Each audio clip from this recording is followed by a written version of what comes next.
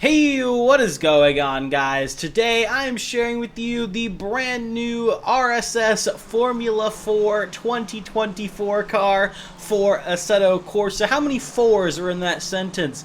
Tell me in the comments below. Anyway, this is, of course, a Formula 4 car representing the current FIA F4 regulations. RSS made a Formula 4 car a long time ago. I'm talking like 2017, 2018, and this is a fantastic update to that car. It's not an update for that actual car. It is a brand new car, but, you know, an update for the Formula 4 car in their lineup. Anyway, this car is super cheap. Actually, I'm surprised on this price.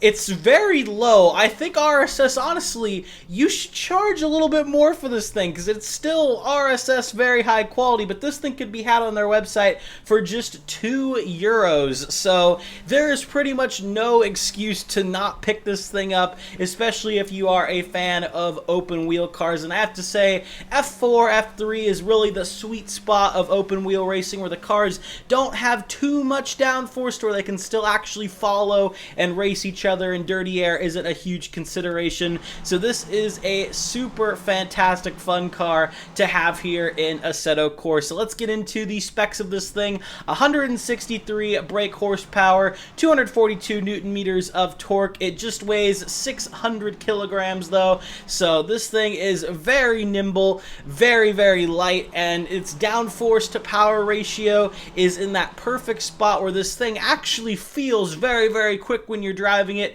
because it still can be chucked around the high-speed corners just because it's not going super duper fast even with the aero that it has. So this thing is a ton of fun to race around. This is going to be, of course, meant for your formula tracks, if you will. There's no real super size constraints, so definitely have a track that's bigger. Basically anything that F1 can race around, this thing will do just fine. And maybe some of your more smaller club-ish racing tracks will be a ton of fun in this thing as well. RSS have said with this thing that they have used real-life data, so they've worked with some Formula 4 team or teams, and it feels very good. And the reason I know that they have is because it feels very similar to the iRacing F4 car, and of course that uses real-life data as well. So this thing feels fantastic. One very weird thing with this car though is that it doesn't use RSS's extended controls app that their recent releases have used. I don't know why,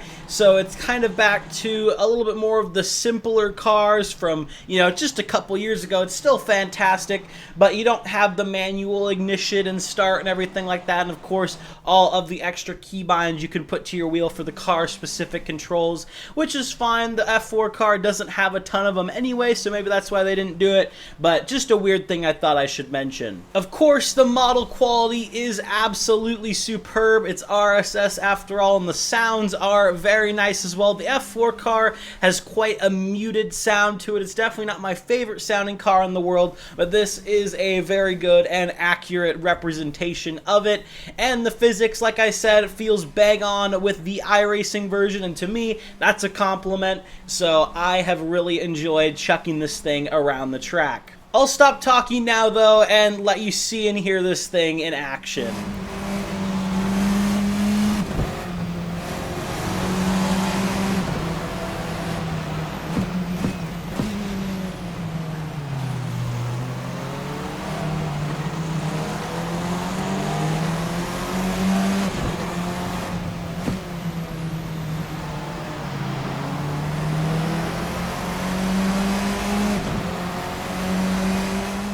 But yeah, that's all I have for you guys today. If you did enjoy this video, a like and a sub would mean a lot. If you want to see some broader sim racing content besides just Assetto Corsa mods, be sure to check out my second channel, JC Racing. It'll be the top link in the description below. And of course, you'll be able to find the link to the RSS Formula 4 car down there as well. Thank you for watching again, and I will see you all in the next one.